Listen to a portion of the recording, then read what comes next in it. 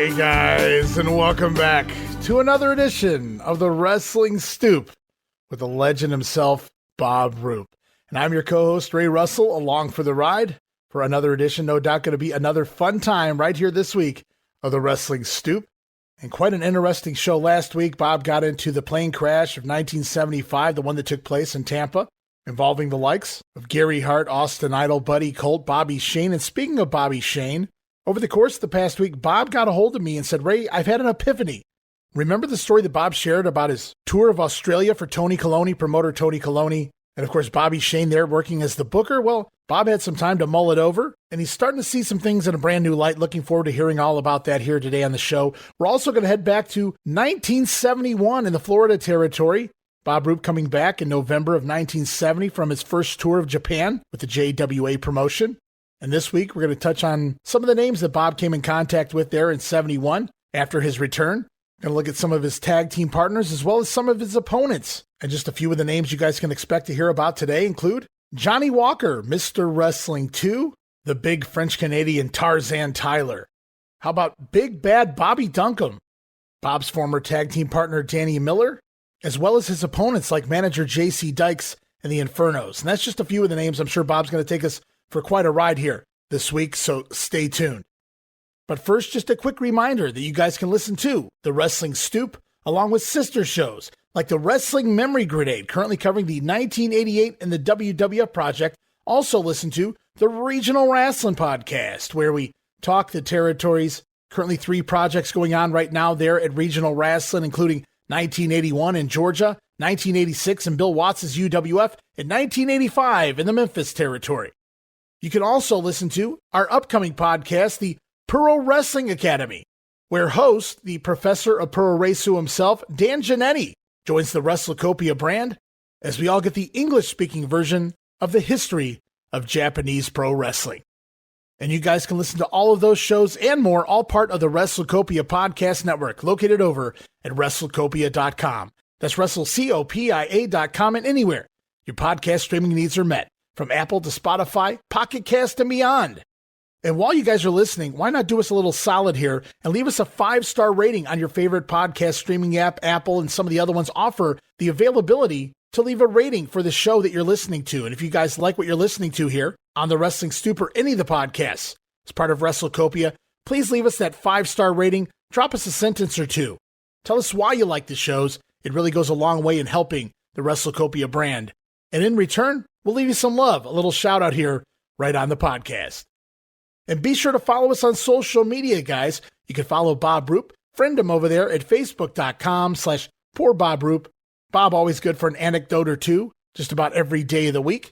And I'm sure he's certainly looking forward to adding you as his friend. You guys can also follow me, Ray Russell, on social media. You can follow me on X, formerly Twitter, at Wrestling Grenade. That's at RASSLIN Grenade. Also, follow and like me, Facebook.com/Wrestling Grenade for all the latest goings on here at the WrestleCopia Podcast Network. Plus, I'm constantly adding old school video clips and pictures from throughout wrestling history. And hey, while you're at it, why not subscribe to my YouTube channel, guys? YouTube.com/Wrestling Grenade. And last but certainly not least, now would be a tremendous time to become a WrestleCopia patron, guys. Talking about that $5 all access tier. Get you all sorts of gifts for just $5 over at patreon.com/WrestleCopia. That address again, patreon.com/WrestleCopia. And just some of those gifts include all of my insanely detailed show notes for every episode of The Grenade Show, Monday Warfare, and the Regional Wrestling Podcast. You'll also get early access to many of the podcasts here on WrestleCopia, where you can listen days and as much as a week earlier than the rest of the listeners. Plus, remastered versions of the earliest episodes of The Grenade Show covering the 1989 NWA project. Includes enhanced sound quality, plus new content and conversation never heard before. But that's still not all. You also get digital downloads for your viewing and reading pleasure, random bonus video drops, and of course, the Patreon exclusive watch-along series covering many past WWF and WCW events. And you get all of that for the low, low price of just $5. No subscription, cancel anytime, give it a try for a month. I think you'll like the content that I offer, and every penny of it goes right back here into funding the WrestleCopia Podcast Network.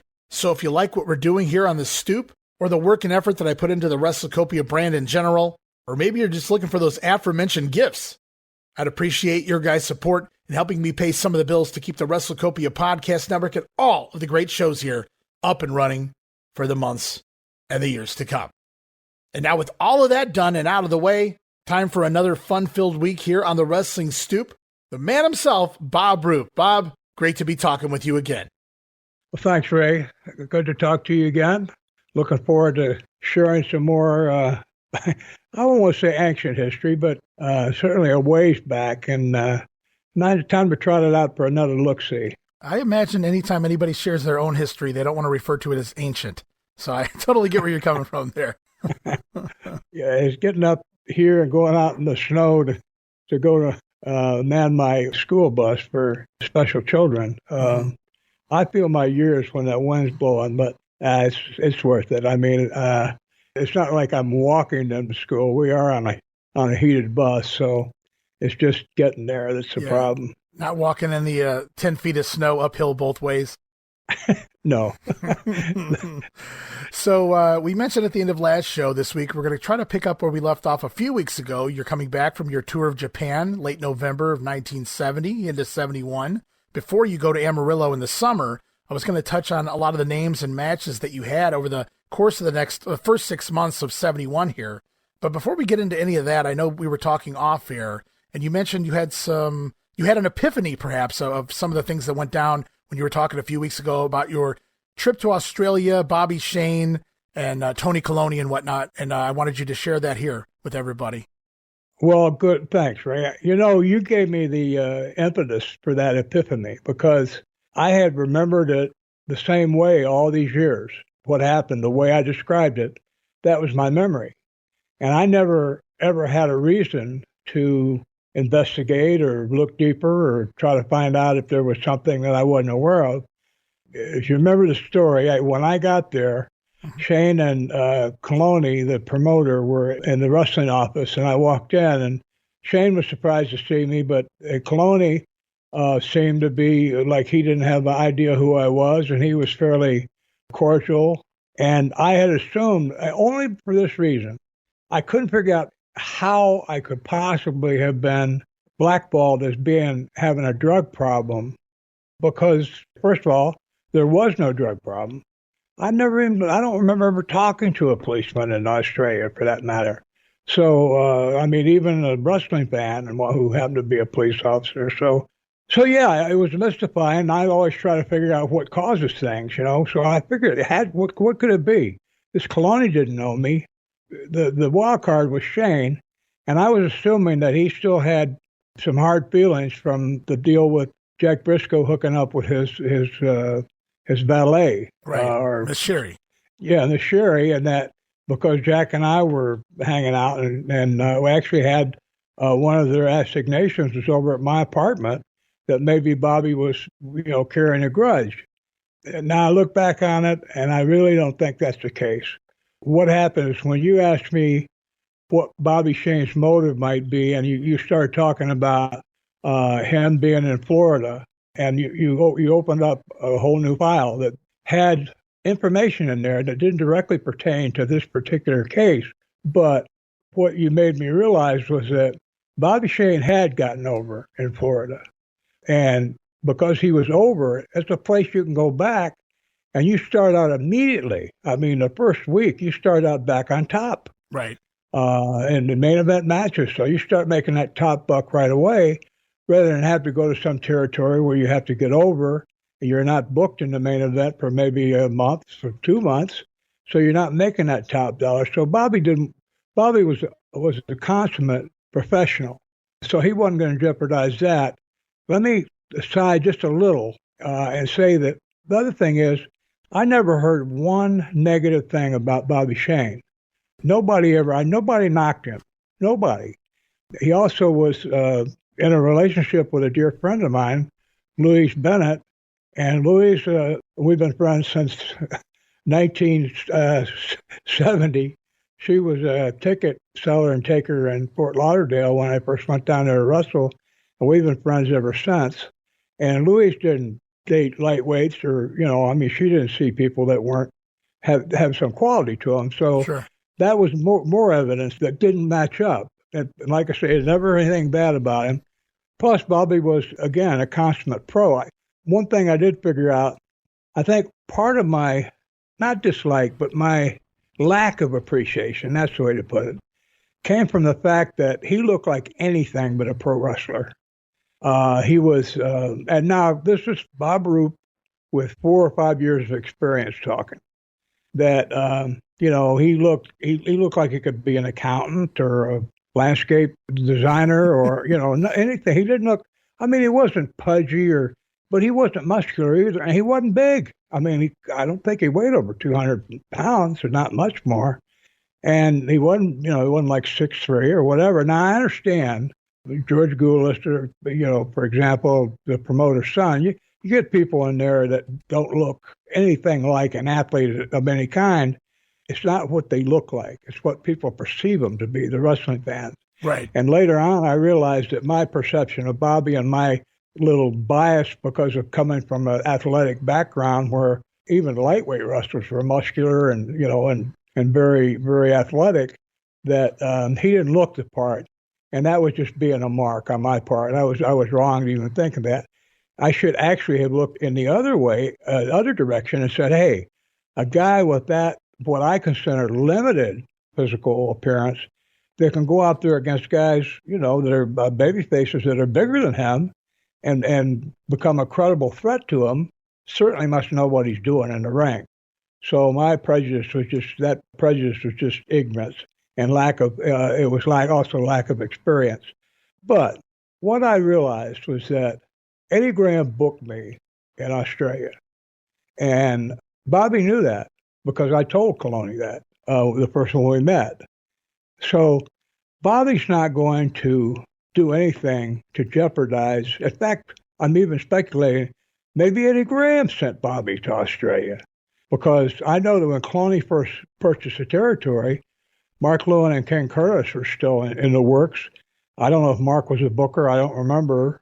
But I did hear the story about Kolonie having to fly Ken Curtis back to Hawaii to pick up, restock his drug portfolio, and spent $3,000 doing it. Oh, so, now think if Graham's back in Florida, and he's hearing these kind of stories, and Kolonie owes him money. And Eddie hears that Kolonie might be using that as an excuse, like I have to fly Ken Curtis back to Hawaii. That's why I don't. In other words, using these, the way these guys are ripping them off, using an excuse to not have the money to make payments to Graham. And I think that's why he sent me over there. But he also might have sent Shane over there to replace Lewin. I'm going to do some investigation. But Jed Barnett, Mark Lewin, Eddie Graham, and that whole way that Barnett came out of Australia to Florida and Georgia, and Mark Lewin, and we'll get there down the road. Mark Lewin was booker there in Florida for a couple of days before he absolutely just didn't want it. They kind of forced him in there, and he self-destructed in about 3 or 4 days where they had to get him out of there. Oh, wow. We'll get into that. Yeah, we'll get into that. So, I mean, there was a lot of things going on that I wasn't considering at the time. So, here's what I'm thinking happened. Bobby was surprised to see me. His jaw did drop down. I don't think a foot, because you got to think. Well, I heard this guy wasn't coming, so here he is. What? Anybody would be surprised. Kolonie, I don't know if he was. He was a businessman. He sold cars or something, but he was a successful businessman. Right. So he certainly knew how to maintain his cool and whatever. So he didn't show me any animus. He didn't show me any hostility or anything at all when I was in the office. But when he did call me, one thing I said in the story when we talked about it was that he was, I don't want to say drunk, but he'd obviously been drinking. He was slurring his words. And when I brought up Eddie Graham's name, he said, F Eddie Graham. He was hot. It was like, F him. So Eddie Graham sent me there. Eddie Graham guaranteed me $1,400. So what's the way? So Kolonie, after I left, Kolonie might have been looking, maybe he forgot the details.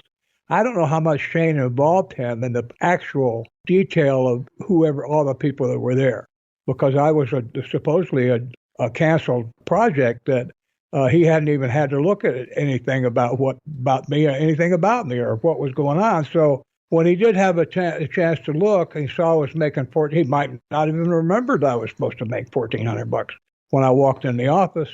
When he looked at that afterwards, and he sees that Eddie Graham's the one that booked me there, by this time he's realized that they sold him, I said, a pig in a poke, basically a dead pig in a poke. So he got hot, and that's why he said, I can't pay you more than $600 a week.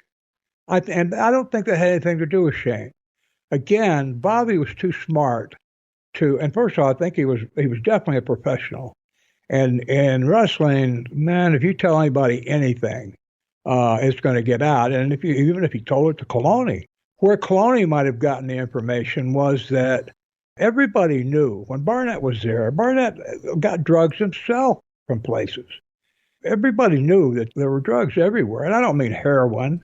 There was no cocaine around that I knew of, but hash and marijuana were just, I don't know, almost like, they were almost like illegal, like if they'd been legal, but they weren't.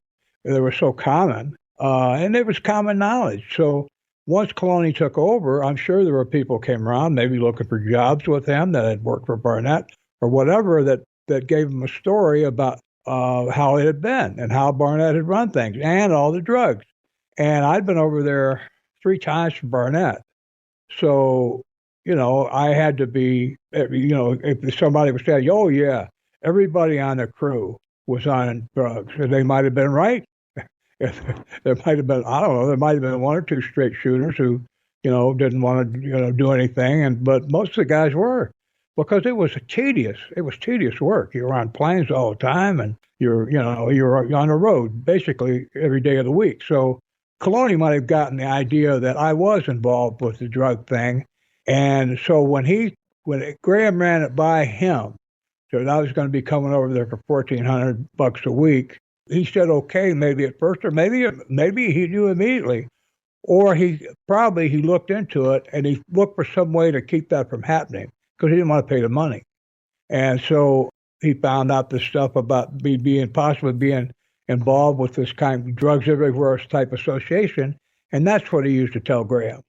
And that's, again, I don't think Shane had anything to do with it. So anybody out there who heard me accuse Bobby Shane of being involved in any kind of untoward behavior, I apologize for having said that. And I think, again, Bobby, I never heard anybody in the business say anything negative about him. Everybody respected him, and he wasn't a real warm and fuzzy guy, at least not to me, but he was a professional, and people respected him.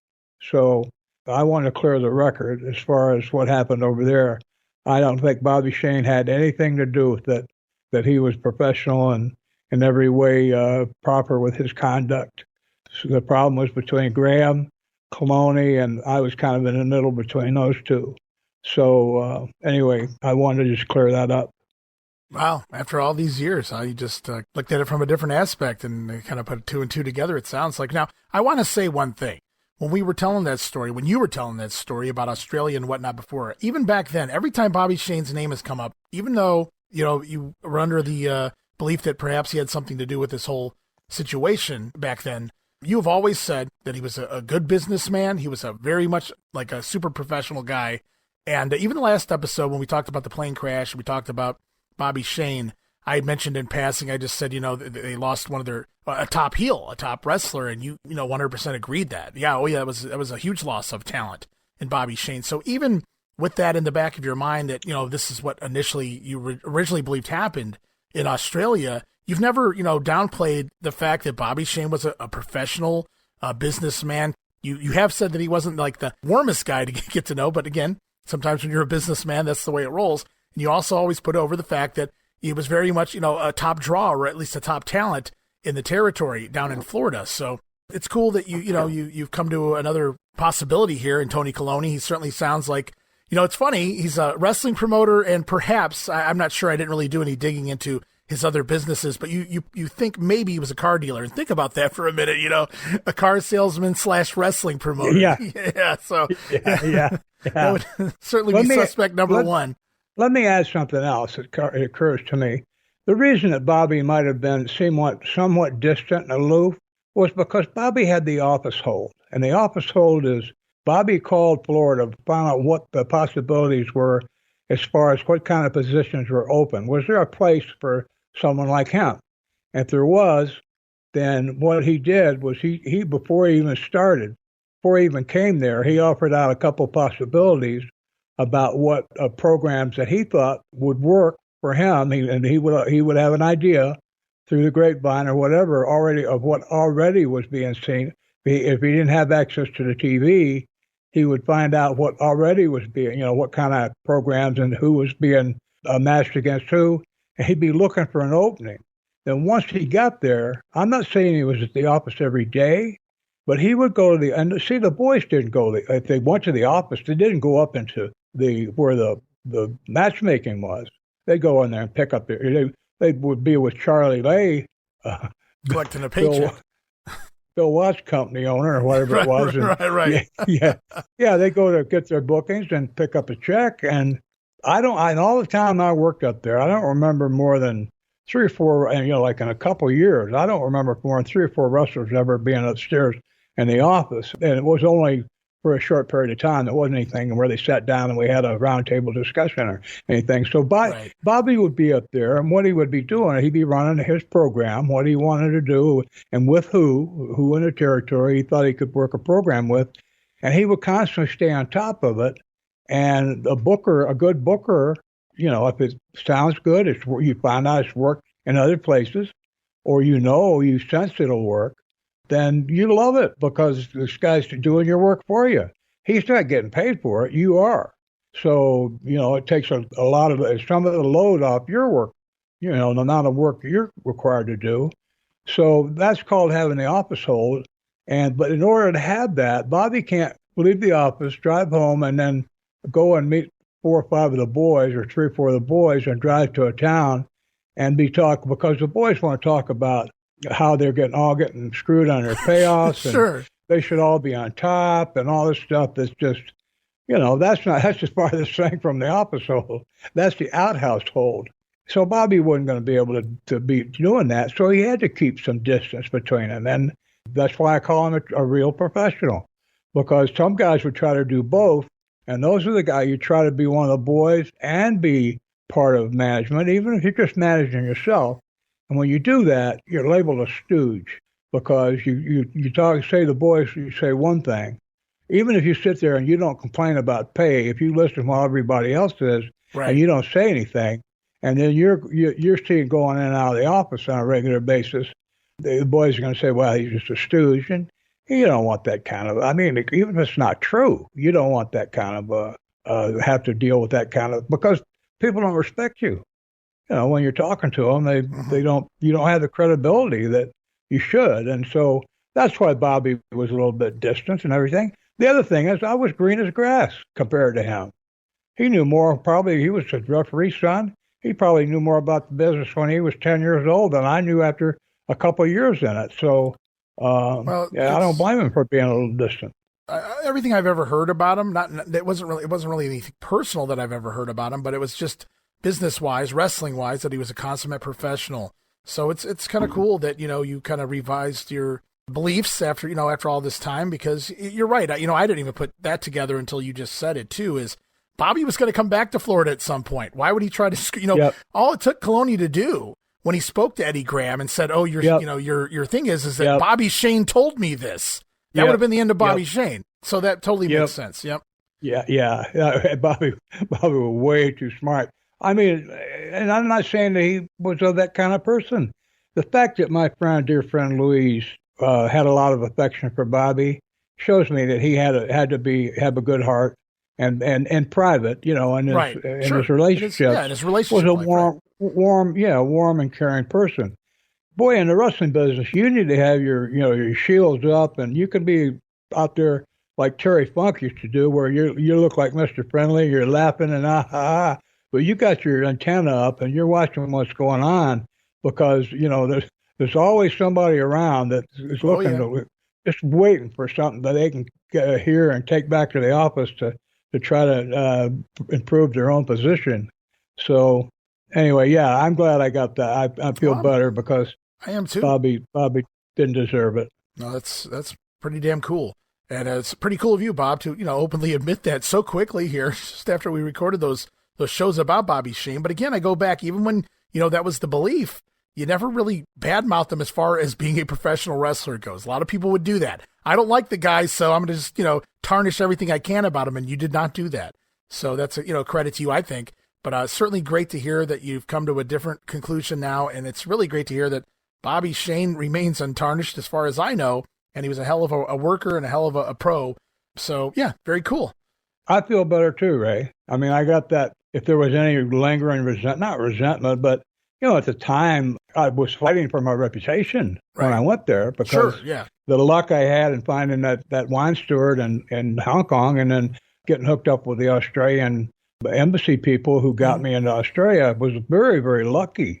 And I managed to keep my reputation because I tell you, even now, if that had gone through, there might be people saying, oh, there's this guy out with a podcast. Yeah, a wrestler from way back, a guy named Bob Roop. Oh, yeah, Bob Roop, that drug guy. The guy, got kicked out of Australia because of drugs. Yeah, oh, that Bob Roop. I'm telling you, that would be the case because it just never dies. Think all the stuff that's been said about Flair and Hogan and, all the guys that there's just people out there waiting, with a sling and arrow to launch at somebody. So, anyway, well, thanks, Ray. Absolutely. Well, thank you. I mean, that was very cool to get that out in the open. But I guess we will head back into the plan for this week at this point, Bob, if you'd like to. We're going to bring you back from Japan, your very first tour of Japan back in the fall of 1970. You're back home here in the States after a wild time there in South Korea as well. You returned from Japan on November 23rd. At least that's the first result I see of you here in 1970. A little more experienced, I'd say. You certainly saw a different lifestyle over there in Japan, but also the way everything played out in the ring as well. Who was that? Was it Okuma that she had the first match with over there? I can't remember who it was. Yes. Okay, yeah. Yes. Because you're going to see him here in 71 in Florida as well. How was that when you saw him again? Because it looks, I believe I remembered results that I came upon that you actually work him here in Florida, maybe, I don't know, the next few months after you met him there in Japan. I'm assuming the match went a little differently. We worked several times. I was looking at matches today. I was trying to figure out the first time I wrestled a particular one of the guys we're going to talk about. And I came across Okuma's name, I think, 2 or 3 times. And you know what? We both acted like we forgot it happened. We just went out and had we just went out and had a match. So you didn't walk up to him and say, round 2? No, Bob-san. I didn't walk up and say, hey, have your bruises healed yet? No. I mean, there's no place to go but uphill after that first match. I just thought it was the irony of it all. Like, he was the first guy in the tour. You told the story about you guys swinging like windmills for however long the match went, beat the crap out of each other out there, and then turned around a few months later and he's over here in Florida. Well, like, what are the odds of all of the Japanese talent that came through the States? Okuma comes in here and he's working Bob Roop, again. Well, I think, by thinking about it, I was just still a babyface, right? Yes. Yeah. So, yeah. Now, if he'd pulled my hair, I wasn't going to jump up and beat the crap out of him like I did in Japan. Lay there and take it. Well, I'm sure he enjoyed it a lot better on this side of the ocean. Yeah, I'm so sure. His country. Maybe he thought I was mad at being in Japan or something. But, I don't remember the matches. I never forget that one in Japan, but I don't remember our matches in this country, so they obviously went okay. So I wanted to talk to you a little bit here. Now, a lot of 69 and 70. Now, you did some tag teaming a little bit there. You wrestled the likes of Dante and Mephisto and whatnot, but for the most part, you did a whole lot of singles wrestling here. But after you come back from Japan, you cut your teeth in the tag team division quite a bit. I don't know if that was some way to kind of maybe learn another step here. I'm not saying you hadn't worked in tag matches before, but it seems more prominent now. I'm not sure if there was something Eddie Graham was going for here with that type of booking, if it just worked out that way. Was it just another piece? You learned to be a babyface, now get the art of the tag team down, and then, eventually we'll turn you heel and, get the full circle. I'm not really sure. I just noticed you do a lot of tag teaming here. Was there a method behind this? Do you recall? Am I just thinking too much into it? No, I can speculate that what you do, I did it myself as a booker later on, is if you're trying to bring someone along real fast. For example, when I had Florida the last year I worked as a booker, I had Lex Luger. I had to get him over quickly. So I put him in tag matches when I could, and I'd surround him with talent.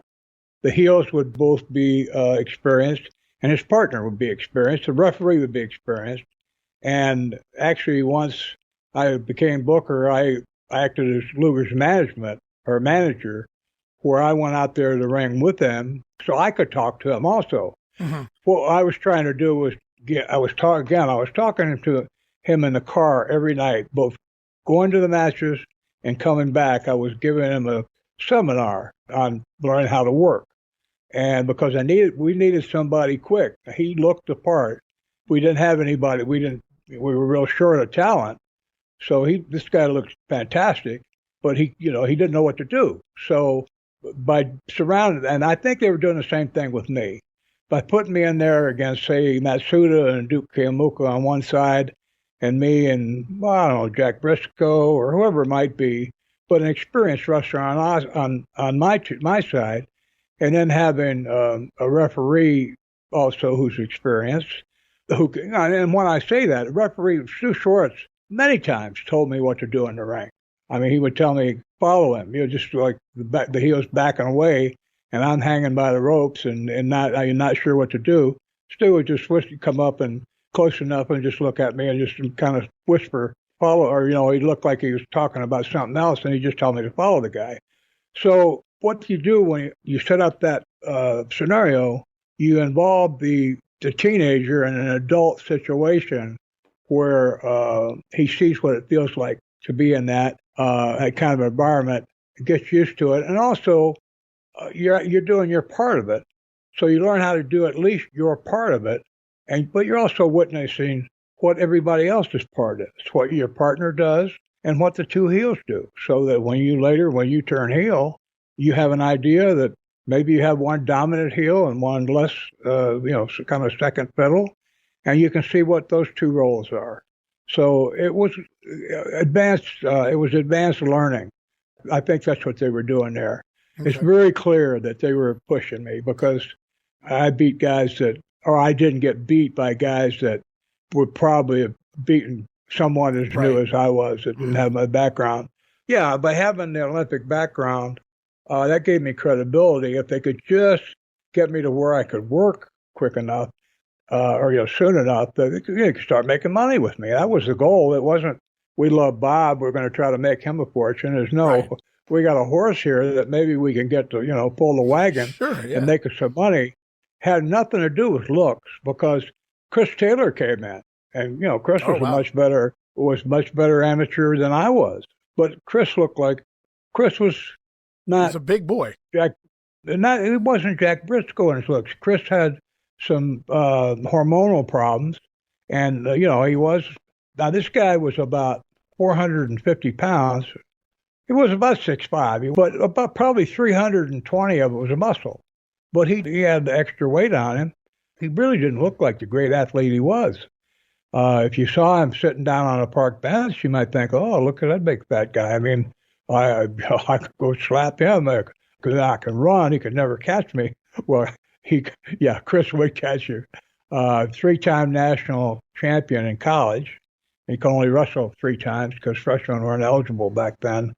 But 3-time national champion, and then 1972 Olympics, Greco-Roman heavyweight. Mm-hmm. And a good guy. And he got in pro. I had a match with him in Tampa. But again, the point with Chris is that as far as looks, he was the furthest thing from a Jack Briscoe type, nice-looking Lothario type guy. Right. But he was a baby face, and he had he'd have been a great heel too if he had lived. His maladies caught up with him, and unfortunately, he had a shorter life than one could have hoped for. Yeah, for those who don't know, Chris Taylor, I think he passed away something like 28, 29 years old. Yeah, and he knew it was coming. It's like Andre did. Both of them knew that the end was. They knew basically when they were going to be going, which is that's a horrible thing to have to be carrying around. But But anyway, Chris was, if I ever worried about my looks in terms of like I didn't feel like attractive as a wrestler, as an athlete, and then you look at Chris, or you look at, and again, this isn't a knock, but look at someone like Louis Tillett. Louis was, I think, about 5'7", 190 pounds, shoulders about a foot and a half wide, the hips about a foot and 3/4 wide, a little gut on him, no biceps, pasty skin, just had jowls. But he went somehow a staple here in Florida. Yeah, he went out in the ring, and when he got it, people cheered for him. And there are people, well, you don't have to be big to be tough. The Tough Man contest that we talked about fighting in that one in Tampa, we also promoted a couple of them. And there was never the big guys, the big muscular guys that won. It was always a middleweight guy, 170, 165, 70 pounds, who had the conditioning and was fast. And the big guys would blow up. The big guys would go out and do like Okuma and I did, try to windmill their opponent and beat him up, beat him into the ground. And all the smaller guy had to do was avoid him until the guy blew up and then just eat him alive. It's not size that's the determining factor. It's what a person's got inside. So anyway, I don't know where we started on that one. Yeah, I don't know. I was talking about tag team wrestling, and then I don't even know where the hell. We made a wrong turn at Albuquerque, I think, here. What they were doing was they were grooming me like I was doing Luger. They were grooming me big time. That's what they were doing by putting me in those tag matches. Well, I was kind of curious. I was wondering if I was reading too much into that, but that was kind of my thought process. Let's, move Bob along and see what else we can do here. Because you can tell as we look at the results here, as we continue on over the months, this next several months, you start getting in there with the big players, the heavy hitters, certainly. Yep. So we'll get into that in just a little bit. But I wanted to talk about, first let's talk about your opponents for the next 3 or 4 months more often than not. I'm not sure if there was any storylines, if you will, going on with the television or whatnot, but boy, did they marry you guys, you and various partners, with the likes of J.C. Dykes and his Infernos, Rocky and Curtis Smith. Do you have any memories of those guys? There's little to no footage of them out there, but, they're put over so well as one of the greatest, heel tag teams of their era. I'm just curious, like, you worked them quite a bit here. Do you remember if there was, like, some kind of story along with this, or were they just giving you one of the top tag teams to work with to keep you learning? I think that was it. I don't recall any. In fact, I'm pretty sure we didn't have an angle. Certainly not one. We might have had one that lasted a week, but right. We would be able to tell if we had a return match, like in that same building the next week we came back. That would result from something having happened in the first match that necessitated a second match, like say belts, titles had been at stake. But no, those guys, there was a formula they had that was all the same. Rocky and Curtis were not that different in size. It wasn't like Andre and Wee Willie Wilson. It was two guys that were fairly close in size. They dressed exactly the same, to mask on. So, they could build a ton of heat and then get a big comeback and then do a deal where one of them gets, basically it looks like he's finished. He's out, except for some reason the referee isn't there to count him down. And while the referee's, for whatever he's doing, getting the other babyface out of the rope or whatever, they pull the unconscious one out of there. And the other guy in the mask and the outfit goes in and rolls in the ring and lays there like he's the one that's knocked out. Well, of course, the fans go nuts. They just say, the old switcheroo. The switcheroo. And I tell you, the guys that were, and the thing about everything was J.C. Dykes and whoever he didn't always have. He had Frankie Kane before Curtis Smith, and they were excellent at their timing. These guys, because if you aren't, you middle the hell out of the referee. People are screaming at I'm telling you, they're screaming at the referee. Look, turn around, I'm going to kill you if you don't turn around. And, he would have to ignore all that. Well, if he only had to ignore it for, say, a couple of seconds, then no problem. And with JC's teams, the referee knew that. He knew that he could count 1001, 1002, 1003, And when he turned around, they would have already made the switch, and the scene would be set up to where he didn't have to look like a total idiot for, standing over for 10 seconds with his back turned. The teams that couldn't do that, it was an abortion. It just didn't get over.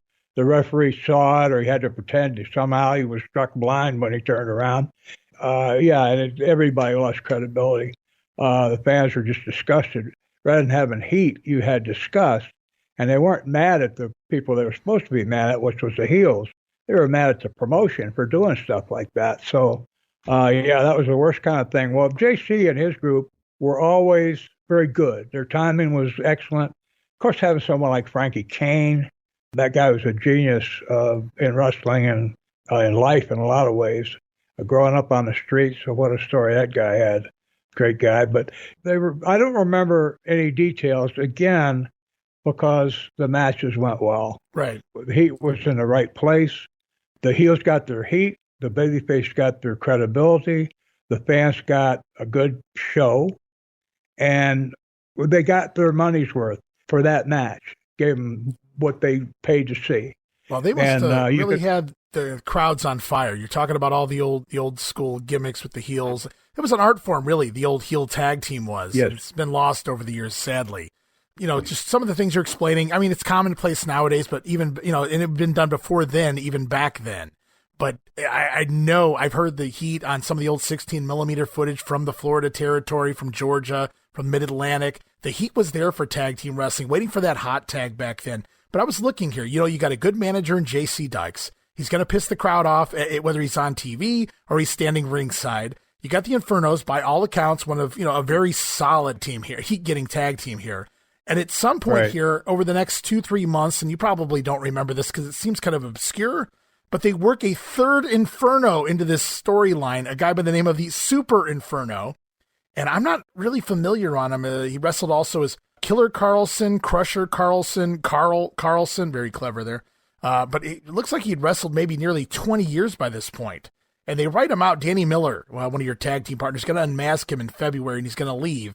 But he's also worked into six-mans and whatnot with you, and I don't remember if you have any memories of that or not.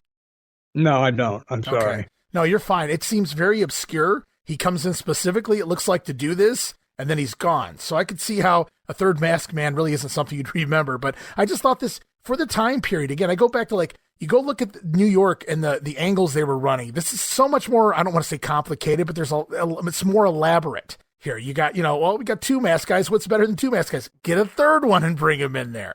So, I could see the heat that would have got, and JC Dykes just, making the crowd just, so riotous in all of these matches, because you teamed with the likes, just the who's who, really. Jose Lothario, Jack Briscoe. Up and down, I'm looking at this here, but I wanted to talk to you about some of your tag team partners throughout this time period, if that's okay with you.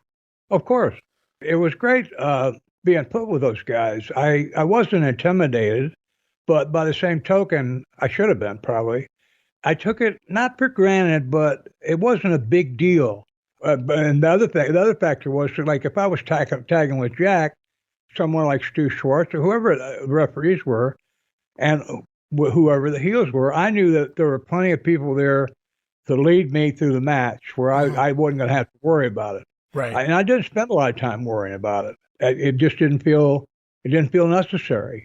It all seemed to work out pretty well. I learned enough to follow. I could follow a heel when they were telling me what to do in the ring, and I could pick up. I was starting to learn what I should do, and without being told. So I was learning the trade. I was learning my trade.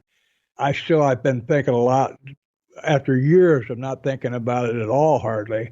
Since you and I have started on this, Ray, I've been thinking about one thing that is still I kind of chuckle about, is that my attitude was I didn't care about money. I didn't care about fame. I didn't care about being on top either.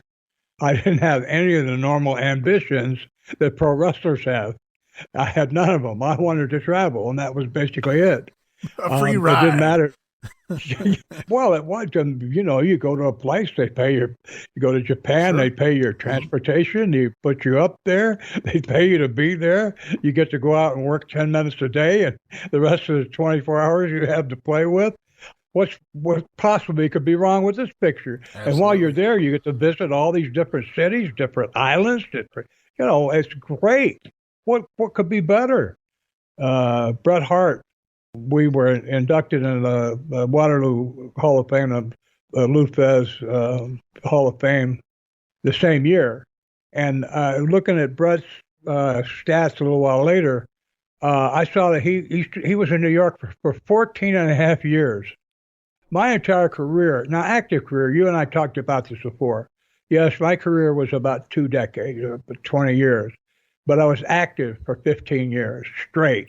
All those 15 years, I never had more than, except for an injury one time, a knee operation, I was out 3 or 4 weeks. Except for injuries, I never took a vacation. So 15 years straight. Well, in those 15 years, I went to 12, 13 different countries, so wrestled all over the United States. I couldn't have fathomed, even I don't care, making $100,000 a year. I couldn't have fathomed just staying in. And again, I'm not knocking Bret Hart here. Don't get me wrong. I admire Bret. He did great, he's a guy, great career. But that wasn't my deal. And it wasn't my motivation. So if I didn't like the way I was been treated in a promotion, there was no problem. Just go ahead and leave. I don't know how that relates to going back to my early days, but maybe because I didn't have that driving urge, like, oh, I want to be on top, I want to be on top, I want to be on top, or I want to make big money right away, that being in those matches didn't have the kind of importance to me, like, oh, I've really done something here. I just kind of took it as part of, not what I had coming, because I didn't have anything coming, except I did work hard. I was responsible. I showed up. I did stretch a bunch of marks that I wish I hadn't, but I did. I did my part to show as loyal to the business, would stand up for the business. So the things that were happening, I felt like I'd earned. And the other thing, I knew from day one that I liked the pay because it was a heck of a lot more than I was making in college, which was nothing. Though I liked it, I knew that it wasn't fair. I knew what the percentages were supposed to be, and I knew the payouts weren't fair. So, but I didn't let that bother me because, again, that wasn't my reason for being in the business. You start out with what I thought they were doing. I'm curious if what they thought they were teaching me was based on them assuming I had the same motive as everybody else, wanting to get to the top as soon as possible and to make the most money as I could as soon as possible. I never told anybody what my motivation was. I'm not sure I even knew it myself. I just knew that those things weren't important to me. But sure, you like being on top, but you know what? You know one of the problems of being on last? You have to wait until everybody leaves before you can leave. Especially even if you're a babyface. You have to wait till the fans leave before you can leave. So if you're in Miami and you're driving home, sometimes you don't get out of the building until 10:30, 11 o'clock. You got a 5-hour drive ahead of you. So that part about it, I didn't like that part, and it wasn't worth being in the main event to me to have that match. Right. So that, again, that is, any wrestlers out there going, oh, Roop, what a schmuck you are. What were you doing in the business, taking up space that somebody like me could have had? Well, but hey, to each his own, right? Right. Yeah. Some people are just in it because they're a mark for the business too. They're happy to be there. They're fine. Whatever their placement is on the card. You talked about, you don't really care about the main event. Some people don't care that they're the prelim guy, just as long as they're part of the business or whatever, or maybe they just the camaraderie or rolling up and down the road. If you don't have a house, hey, this beats, trying to figure out where the hell I'm going to live for a while. I could see everybody having a different aspect, a different look on things here. And that's why I wanted to talk to you about some of the random partners that you had during this time period. I hate to call them random because a lot of these guys you do team up with quite a bit. And there's a few names here I'm going to leave off because I'm sure we're going to talk about them like 400 more times. So I wanted to focus more on guys that we may not be able to bring up again, at least as far as covering your career.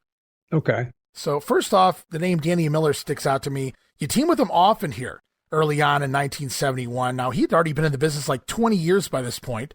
And Danny's background was he spent a few years, I think, at Ohio State before joining the Army, I think is what he wanted. I know he joined the military.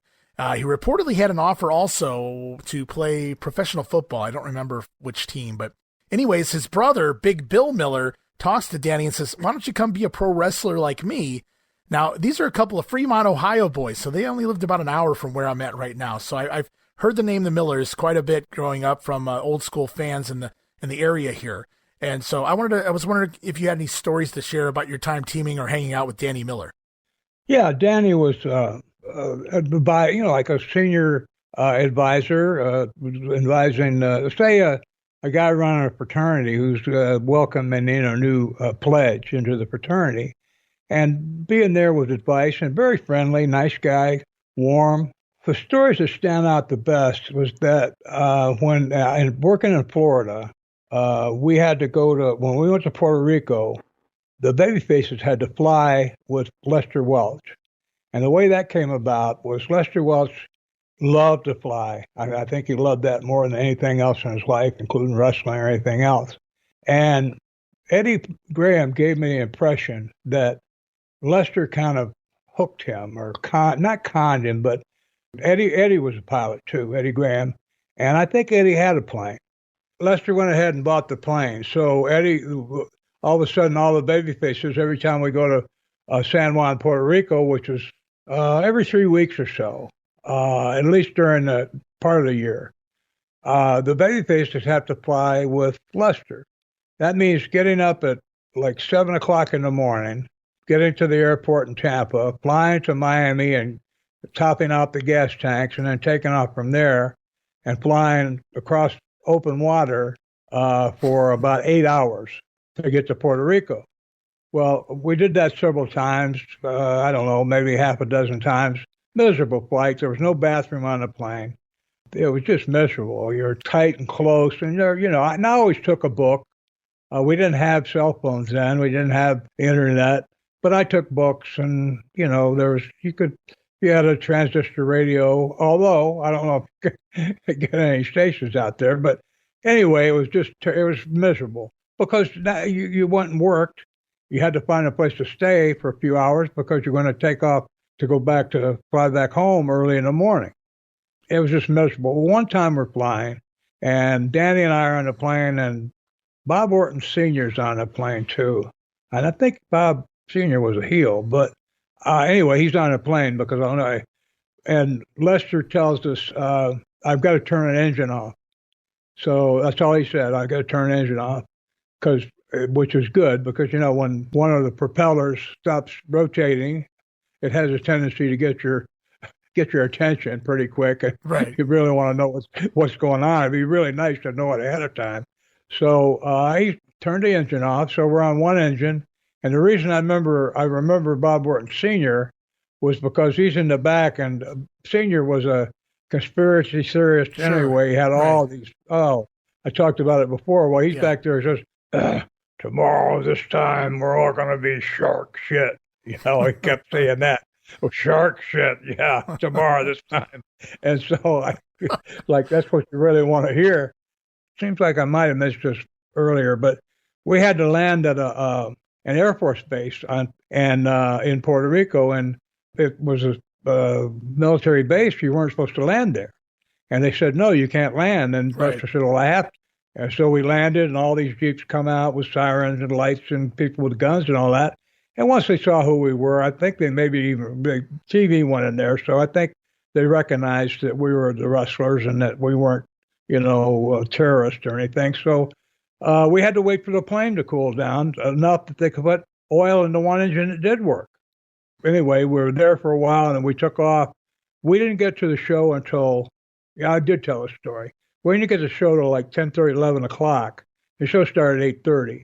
And that was one I remember talking about J.C. Dykes, which kind of segues nicely into us have been talking about him a few minutes ago, working with Psycho Negro. And now back at the time, that's another kind of epiphany that came from talking about it before. I talked about what a big deal it was that they went 45 minutes. But that was Bob at that time, the rookie Bob, or the inexperienced Bob, the non-booker Bob, that was saying, oh, my God, how does a guy go 45 minutes with a manager?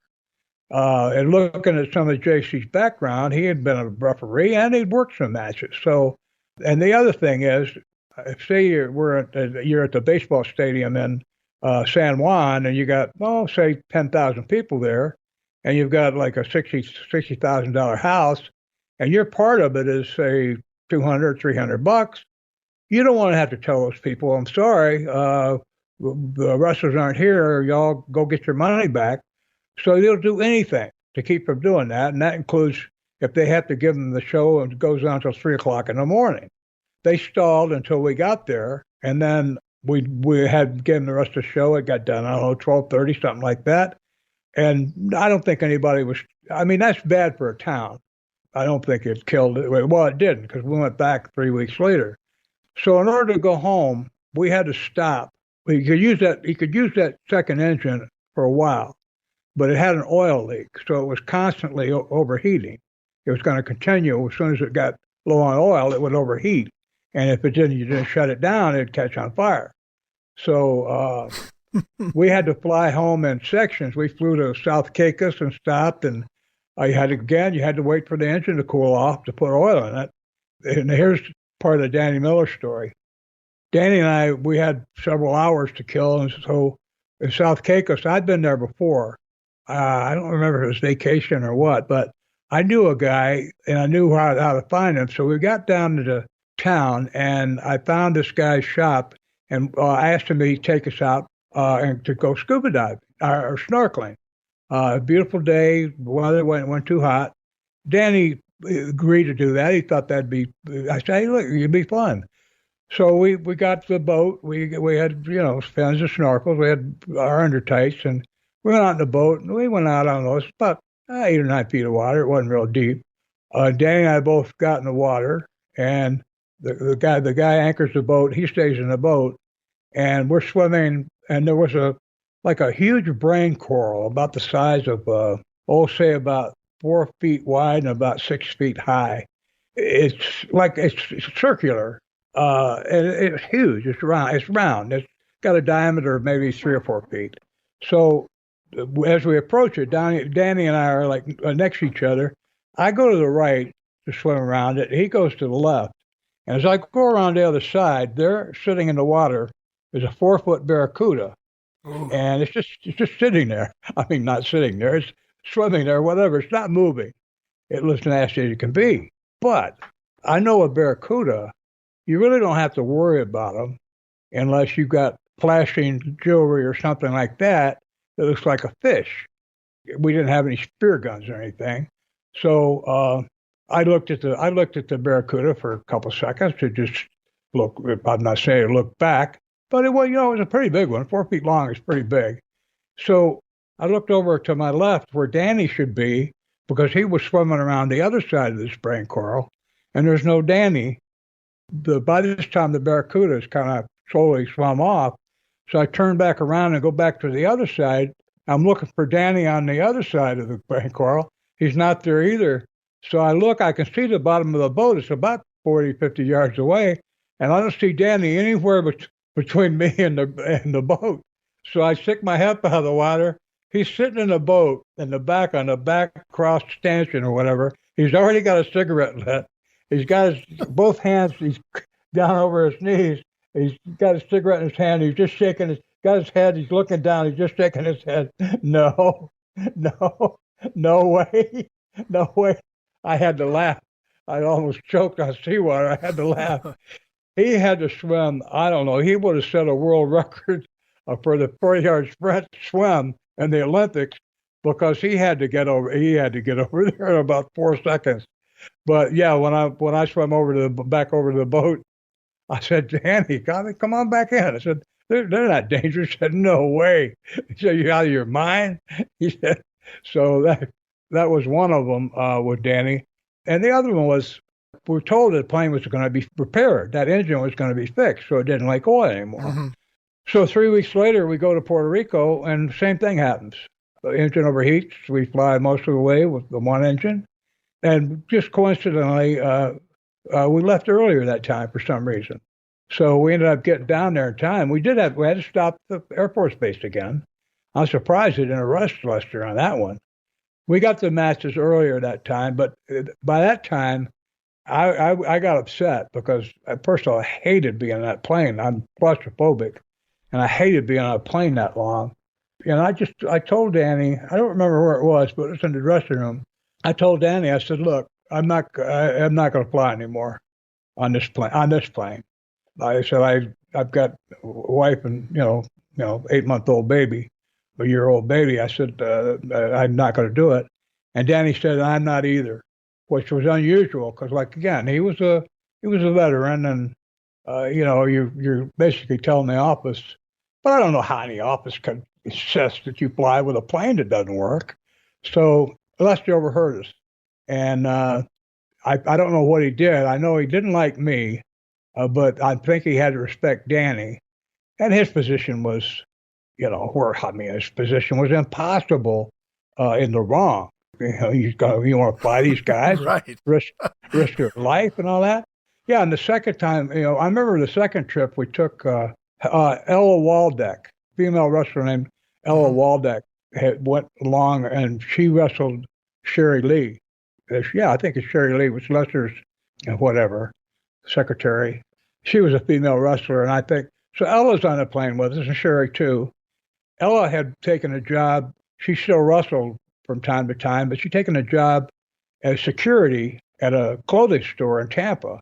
And she made a newspaper one time. A guy about 230 pounds shoplifted something and went out the door. And she went on after him and said, "Sir, stop, and you're going to have to come with me. The police are on their way." And he said, "F you," and all that. And so she ended up, make a long story short, she ended up taking him down. By the time the police got there, she kind of said, "Help, help, get this woman off me." She had she stretched him about 3 different ways. So that was a good story about her. And she was nice. She was nice up on the plane. I mean, I respected her. I mean, she was an older woman who had been there for, she started the business, I think, 30 years earlier. So, I was dealing with someone who had lived the history of something that I was just fairly new at.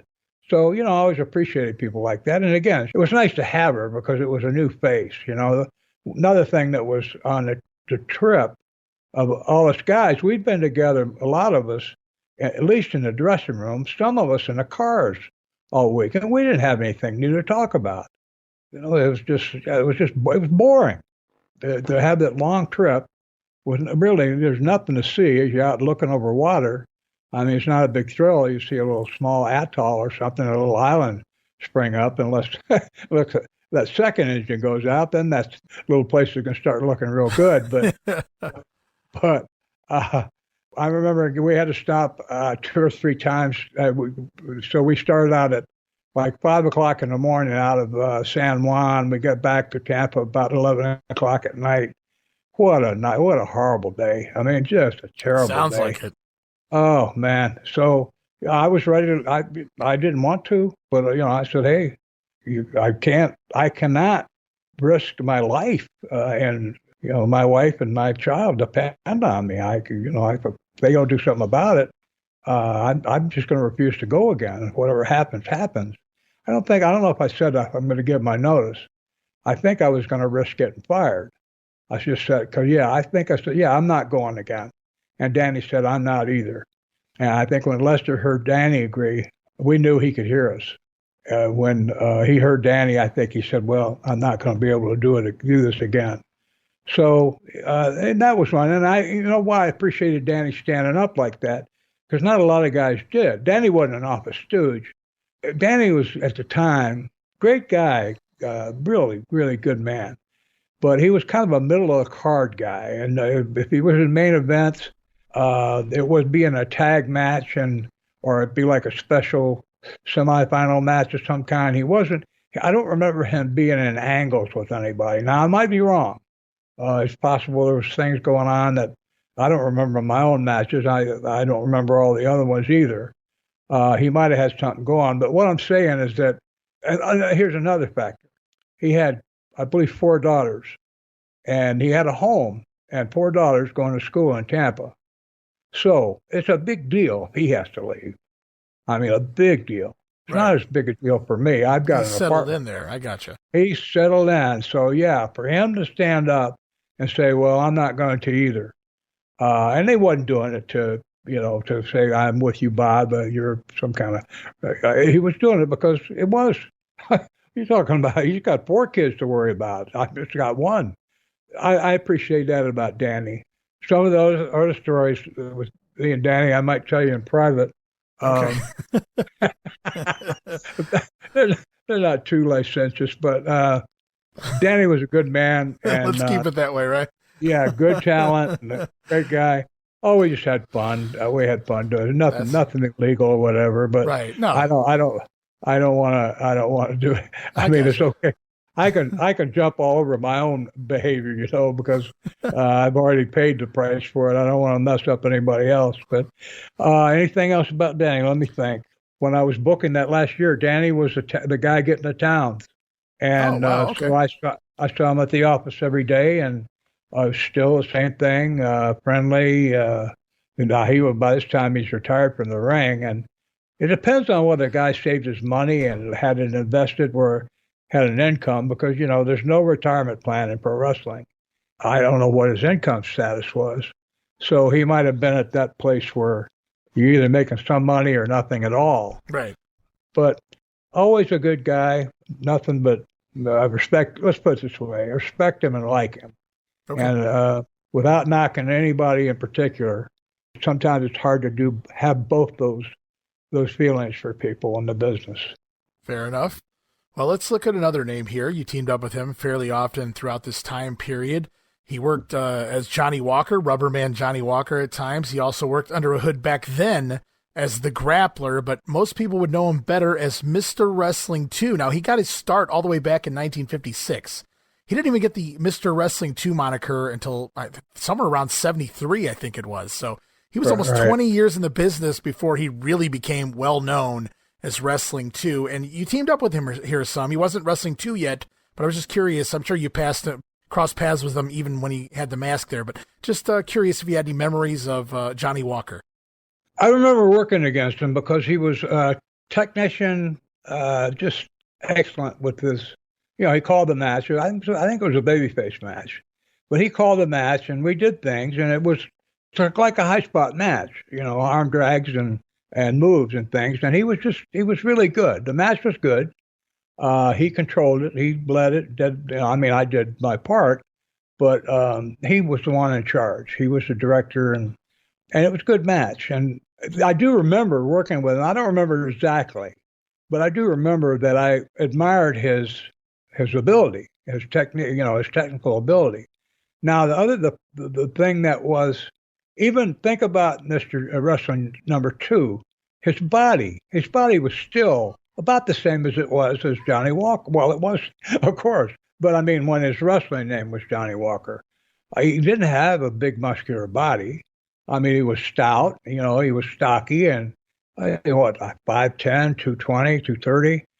He was, and had good, big, strong legs. That didn't change when he became Mr. Wrestling number 2. Now, the original Mr. Wrestling, Tim Woods, Tim had a pretty good build on him at least when he started. Mm-hmm. He was he had been an amateur wrestler in college, so he looked pretty good. And Johnny Walker, he had nowhere near the same kind of build, but you know what? He had a lot of charisma. I think about being able to demonstrate inner fire and determination and all that with a mask on. I was just thinking that, right? Yeah, you can't use your face. You can't grimace. You can't slit your eyes, to look nasty. Or to be able to do all that with a mask on takes a lot of talent, and he had it. Again, maybe the 18 years of experience before he came upon that gimmick is what gave him the ability to do it so well that he got over like $1 million. I mean, he had that running knee where he'd be bent over, he'd run, he'd lift the knee. The $1 million knee lift. Yeah. Oh, wow. What a beautiful move that was, because it looked like it killed you.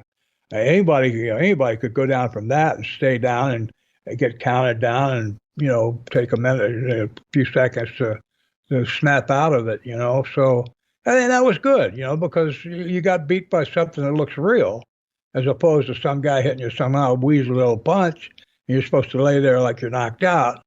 That just discredits everybody. So, yeah, he was a good thing. He was good for the business. He was believable.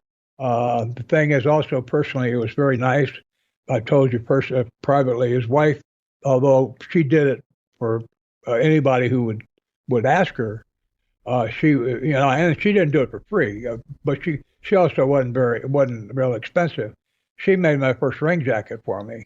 In fact, I think it was Johnny. Now I think about it, it's good salesmanship. I didn't have a ring jacket really, so he was the first one. I said, Bob, you ought to get some. I think I had Olympic rings on the back. And maybe my name. I don't remember, but she didn't just make wrestlers gear. She even did it for like country music performers and things. I think Porter Wagner, she made his stuff. So Olivia Walker, I think her name was. She was a hell of a seamstress from what I understand. And yeah, there were a lot of wrestlers that mentioned that too, but I just remember that just came back to me. I read that somewhere. Well, she was also a very nice person. Mm-hmm. I remember that. Very, very nice. I just felt she made you feel so welcome to be in her home and in her company. And and Johnny was, they were a couple. So hey, I was Mr. Wrestling too was big time, man. He was Jimmy Carter's mother's favorite wrestler, right? Oh yeah. Oh, you talk about again going from here's a guy that's got all the ability, but he doesn't have the key to open the door, and he had to hide. Oh, this sounds horrible. He had to basically make what he typically looked like was not going to get him to the level of Wrestling 2 got to. No, that's 100% accurate. I know exactly where you're going with that. By concealing that, here's the thing that shows why that's so unfair. Because the person in the mask was the same person without the mask. Right. In terms of ability. But now it's a mysterious man doing it. So, now it's completely different. And the other thing, of course, is once he started getting over, they started pushing him. And when everybody else, it's not just you and what you're doing in the ring, but all the announcers are raving and everybody's talking about how great you are and the greatest thing since sliced bread to come along. Then that's how you get over, and that's how. And I was happy for him, and I think everybody that knew him was. It's fair to say. I mean, that's just how, especially TV works. You got to be cosmetically pleasing to a degree. And, Johnny Walker, he had the balding hair. And by the time he was Mr. Wrestling 2, he was almost 40 years old. I mean, it's not like that's ancient or anything like that, but he's certainly not a spring chicken either. It served him well. I think he did another 13 years at least wrestling after that under the hood. But, another name that comes to mind in the similar fashion, although he was a lot younger, but he had a early balding, was Jerry Stubbs, who I think you worked with some as Mr. Olympia in the Mid-South territory. Jerry Stubbs had a great body during that time period, but he had the male pattern baldness going on for him, so they stuck him under a hood and he got over like Rover. Yeah. And he did. He was a good worker, too. Oh, yeah. It's interesting. And you talk about you need to be cosmetically pleasing, right? Or you have to go all the way in the other direction. We were talking about Chris Taylor. Now, Chris wasn't like ugly, but he was not. He wasn't. He was extraordinary in his look. Let's put it that way. Very unique look for sure. Was huge. But you got people like the French Angel, who looked like a vampire or something. You had these people that were, it was because they look really strange, that weird, that oddities, if you will. Oddities, yeah. They were like from the carnival. And in the days before pro wrestling, that's where people with those kind of looks that really couldn't fit into society without going out in public and scaring children and having people throw rocks at them. That's where they made a living, was on the carnival, right. being exhibits for shows. So it's great the wrestling business came along and provided not just a good occupation. They could travel the world and they were acceptable in a new light. This is, they're a celebrity. They might be one of the, featured the ugliest man in the world. Yeah, he's also, people want to see him murdered. So please bring him to our country so we can see him get beat up, up close and personal. Yeah, it's kind of nice that way. I think the wrestling business opened doors for a lot of people that might have not gotten any other opportunity without them. I'm looking at some of the other guys you teamed up with here, and I know their names are going to come back again to us time and time again, like Jack Briscoe. So what I'm going to do is there was a couple of guys you said, oh, I have a story on him. So I definitely want to get a couple other names in here on this episode. And one of those being a guy that you wrestled quite a bit here early on in 1971, Tarzan Tyler. It looks like you had a match with him, amateur rules. That had to be interesting. Also, some tag team matches. He's teaming with Dick Murdoch here, taking on you and Louis Tillett, and a couple other matches as well with Tarzan. So I was curious.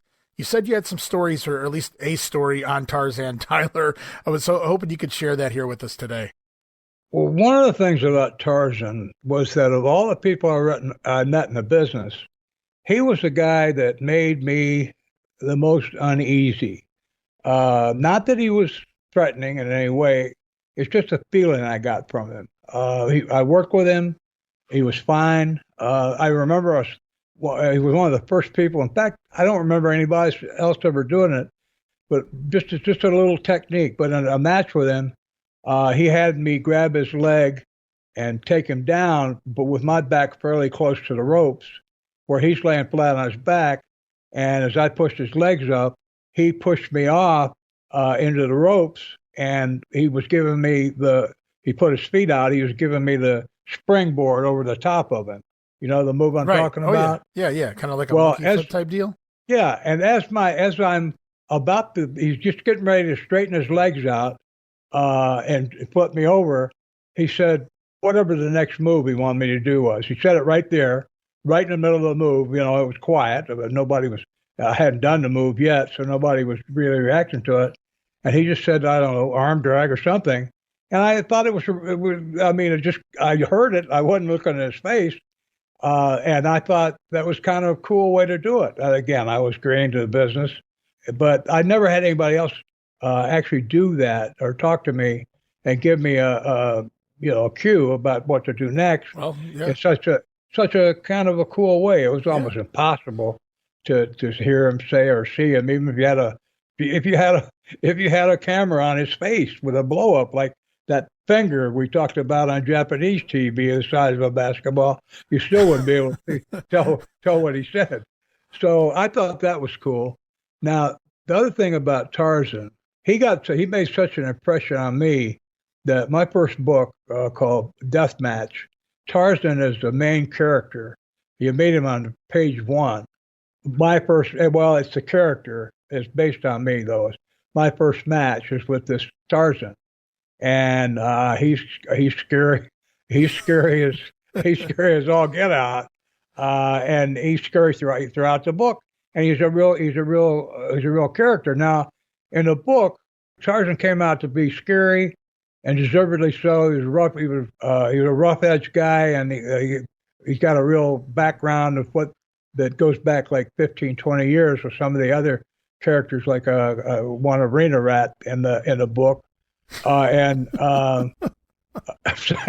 about that, but I'm sorry, folks. Groupie, one of our arena rat. Everybody knows what it is, Bob. You don't have to go into detail. It's a term of affection, believe it or not. I mean, I know I've never heard it called that before. Any women out there going, "Oh my God, in arena rat's positive? What do you call girls you don't like?" Oh man, I'm sorry. Forgive me, folks. But in real life, now the real life Tarzan, I'm getting real serious here because that wasn't nothing to laugh about. I heard a story that he was French Canadian. Yeah. And he spent his first 10 years of his career, he wrestled in Canada before he ever came to the States to work. But I heard that he was in a bar. I'm not sure where. Doesn't matter. But there was a guy that was giving him grief about the business, about pro wrestling. Tarzan knew that if he beat the guy up, he was going to get arrested, lawsuit, and all that. So he just waited, and he waited to see if he was going to get an opportunity. And apparently, the guy that was giving him the grief was getting more and more drunk, and was kind of predictable in his timing. He'd get a beer, he'd take like 2 or 3 swallows of it. So Tarzan waited until the bartender set the beer down and had his back turned, and there wasn't anybody else in the bar. The guy picked up his beer, and he put his head back, and it was like a mug, the kind with the handle, big, thick mug. And he lifted it to his face and closed his eyes and started chugging from it. And Tarzan was only about 4 seats away. He took 2 steps, and he hit the bottom of the glass with his hand as hard as he could and just kept going out the door. Wow. And I don't know. Think about that. The guy's got the glass up in his mouth, and Tarzan hits the end of that glass. And I'm sorry for telling such a horrible story, but I talked about earlier about feeling uneasy around this guy. And with that kind of a person who can do that kind of thing, that's why, thank God, I have feelings that let me know that, that way I don't go out there in the ring and insult Talk him. about needing an antenna up on some of these guys. Yeah, well, again, working with him, he was fine. Mm-hmm. He was 6'3" and about 270 pounds. He's solid. He wasn't some little weasel type guy. And he was well built. Now, he was 42 when I worked with him. I looked him up when he was born. So, but, the same year I worked with him and I got DQ'd, or he got DQ'd. I won the match. I wrestled him 9 times. Or no, we wrestled him 10 times. I won 4, he won 5, and we had a draw, I think. But they put me over this guy. Later that year, he and Luke Graham won the WWF Tag Team Championship. Well, yeah, and Tarzan had been up there back in the 60s as well. Worked Bruno in the main event. I think that's right. The story. I think the story in that one was when after the match too, and this had nothing to do with Tarzan, but that was when the original WWW or the Capitol belt got stolen out of Bruno's car was after that match later that night. But wow. Tarzan Tyler got to work the main event of the Garden, so that says a lot about his talent as a top heel draw. When you can do it in New York City, if you can make it there, you can make it anywhere. And now he's down here in Florida. He also worked with Pedro Morales. Yeah, he was also WWF champion in the early 70s. Right. He was working with he worked on the main event in the Garden with Pedro too. So yeah, he was a heavy hitter, and that's the same year that I'm actually beating this guy, and I'm a newcomer, and I know it's a work and all that. But what I'm trying to get at, it's obvious they were trying to help push me. They were trying to do something. Again, Tarzan in Florida was the Florida heavyweight champion. He was a TV champion. He was a brass knucks champion. And some of these 2 or 3 times. He was also the Southern heavyweight champion, one member of the Southern Tag Team Championship. So this guy was a heavy hitter there in Florida. Mm-hmm. And the fact that I came even on a DQ, I'm a brand new guy coming in there to do that. I look back on that, and I'm happily surprised. I would think, and I think when he beat me, I don't think it was anything where he left me laying or anything. No, I think it's pretty obvious here. This, for instance, at least the first match I have here with you working in January 20th, 71 in Miami Beach, you're going over on Tarzan by disqualification in an amateur rules match. I think everybody can kind of figure out what happened there. You're the amateur wrestler, Bob Roop, taking on one of the big heels of the time frame. Obviously, there was some cheating going on there causing that DQ. Maybe Tarzan didn't play by the rules there, but it all starts there. But I'm looking up and down, and you're right. They're starting to incorporate all these names around you, whether it's on your side or against you in the ring here. And up and down, the Funks come in, and you begin working against Dory and Terry Funk as well during this time period. And that got me to thinking. I noticed I didn't go back and see when Dory and Terry first started working in this period here for the Florida territory, but they're here again, and they're here at least through March through May. And they're working you, Bob Roop, quite a bit here. You're teaming with Jack Briscoe. You're having a couple of one-on-one matches with Terry. And then all of a sudden, poof, in about a month's time, you appear in the Amarillo territory. Do you think your matches with Terry and Dory, did that have anything to do with it? Did they say, hey, we can use this kid, we can groom him, we can do something with him? Or was that maybe just like the Eddie Graham deal, like you said? He said, he told him, send him down there for 6 months. I was just curious because I noticed here you are working Terry quite a bit here in the month of May in 71. And then by the end of June or beginning of July, off you go to Amarillo. I was looking at the stats today, and I was looking through 70 and 71, and I saw myself in a single match against Dory Jr. in Florida, and I don't remember the match. And I'm thinking, how could I forget that? Well, again, it had to be a good match. Yeah, and against Terry and Dory, I don't remember that either. I wish there was some tape or something. But if the matches went well, and they would, if Jack Briscoe and the two Funks, all I had to do was not, have my shorts fall down or something, and Sure. it was going to be okay. But though, again, they're putting me in fast company there. That's how I got to wrestle Johnny Valentine, that early in my career. Right. By having been in the ring, I'd already been in a single match against Dory, who was in the same card with Jack that night as I was with Johnny Valentine. This is all coming to me as I say this. I've already been in a single match with Dory Funk Jr., who's now the world champion wrestling against Jack Briscoe. And so, that puts me up in that class, doesn't it, by association. Even though I don't have anywhere near Dory Funk Jr.'s stature from having wrestled in different places around the country and, the years he's put in, learning his trade and all. But again, pro wrestling show business, and the show they were creating is I belonged in that status, which, I'm glad for. Yeah, you can't argue that, because anybody can wrestle Dory Funk Jr. on TV as a prelim guy, do a job for Dory on TV. Anybody can do that. But as I look here, it's main event caliber matches, and you're teaming with Jack Briscoe, who's going to be the future NWA World Champion. People could joke one of these things doesn't belong here. Maybe you even joke about that back in 1971, I think. Maybe with the Funks and Jack Briscoe. But again, you said you didn't really look at it like that. But I'm just looking at this like, here you are. You're an up-and-comer, if you will, at this point still. You haven't really done anything to solidify that main event spot with NWA World Champions, but here you are. So certainly they had some sort of plan here. There was some grooming being done. Yeah. I'm going to take a real segue here because it just came to me, but it's kind of important. In 72, how did my attitude evolve to where later on, all that stature and all that meant even less to me? And I'll tell you what it is. It just came to me. When I wrestled Adnan Casey in February and May of 1972, I almost got killed over there. Right. I mean, I came real close to getting murdered.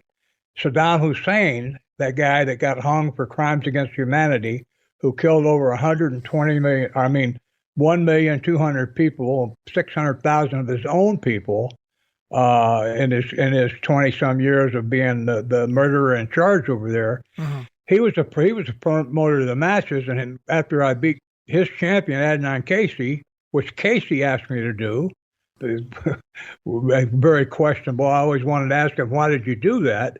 Sadam tried to murder me. That's so right, guys. Bob Roop worked for wrestling promoter Sadam Hussein, by the way. Absolutely. And it was a big deal. The wrestling was their way of promoting their government. Right. They had this champion, and wrestling's a big deal over in that country. It's like football here. And so their champion lost. That was a big blow to the political party. It made the party look weaker. So now I want to do a whole show on this, Bob, so I don't want to go too deep into that. But I'm curious. You said that this kind of changed you, or at least your outlook on things. So I'm curious how that played in. I had my eyes flash, or my life flash before my eyes type experience. Right. And then I had it again in Charlotte that we'll get to. And between the two of them, it changed my attitude completely. All the stuff about stature, being on top, and money and all that was not important to me in the sense of I'm doing it for recognition, for fame, for money, or any other reason. It was that, okay, I'm going to maintain this lifestyle. If I'm going to do it, I want to take advantage of my education, my background, and be the best at it that can be. And that entailed becoming a booker. Because you say, well, if that's your attitude, why would you go ahead and do all those things, like be a booker and all that? Was because that was a top level that a wrestler could aspire to, unless you become a promoter too. You manage to somehow either get a business, buy a business, or do a hostile takeover and get a business. The booker is the highest position you can get to. I got to that position in 8 years, which is fairly unusual. I don't know anybody that wasn't a promoter's relative that got there that quick. But anyway, it changed my attitude about, again, having the same values. And I'm not better, but I'm not worse. It doesn't make me better than anybody. It's just different. And that's why I feel, again, I didn't have the same goals that a lot of the guys did. Right. And again, it doesn't make them wrong or me wrong, either one. It's just different. So I don't know what importance that has to what we're doing here.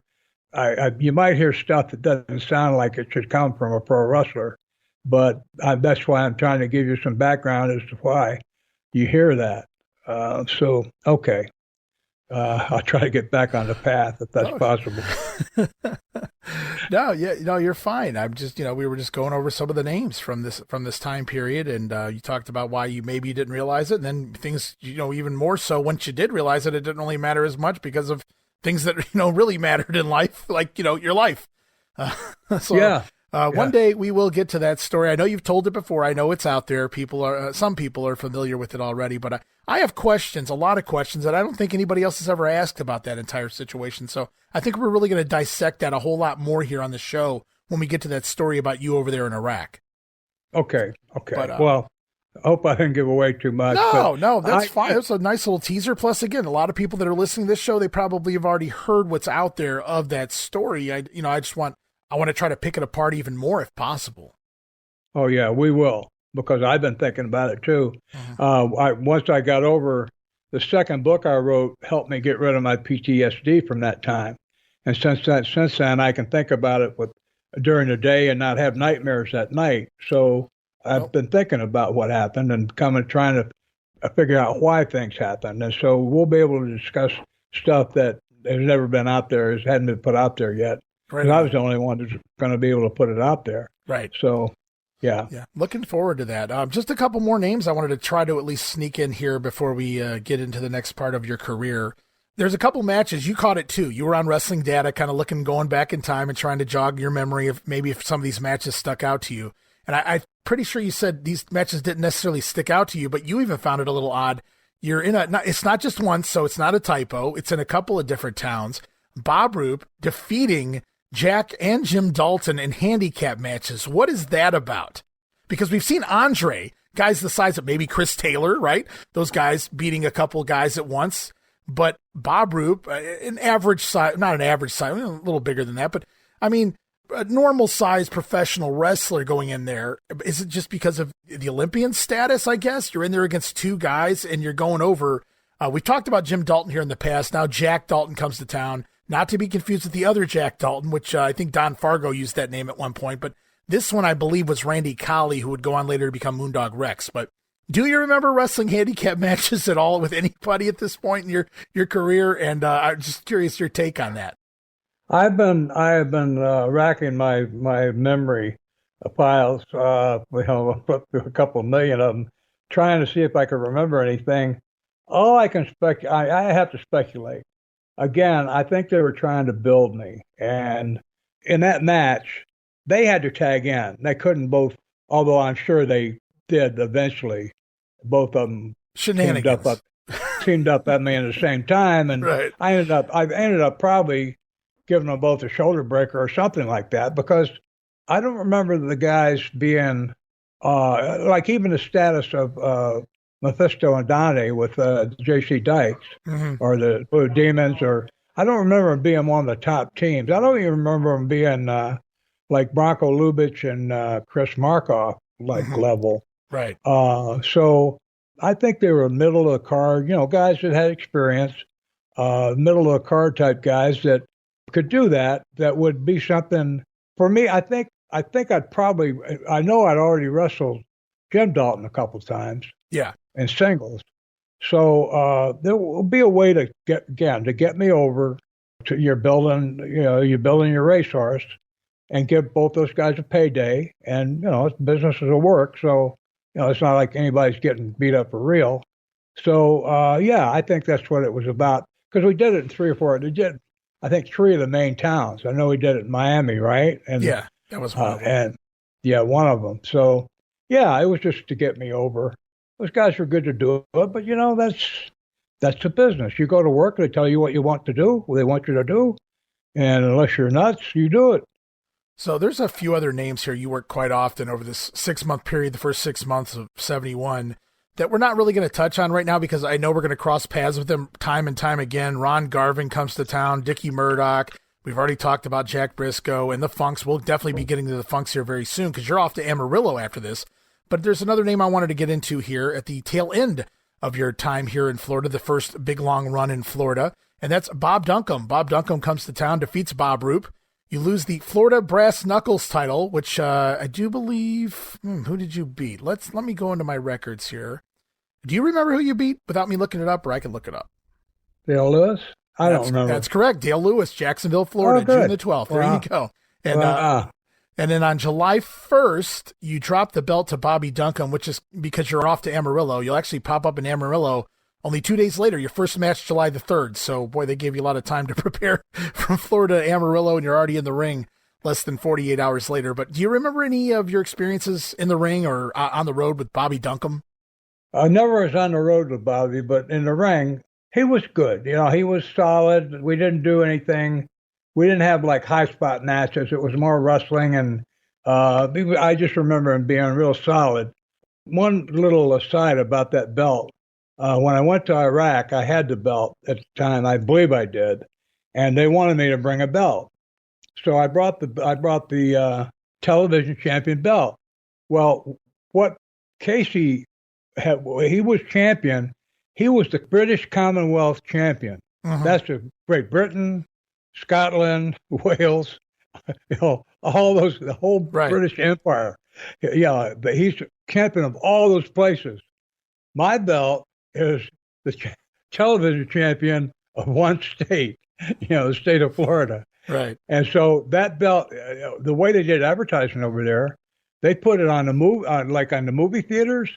They would have after the first match, especially, they would have film of that match, and then they would be plugging the match coming up.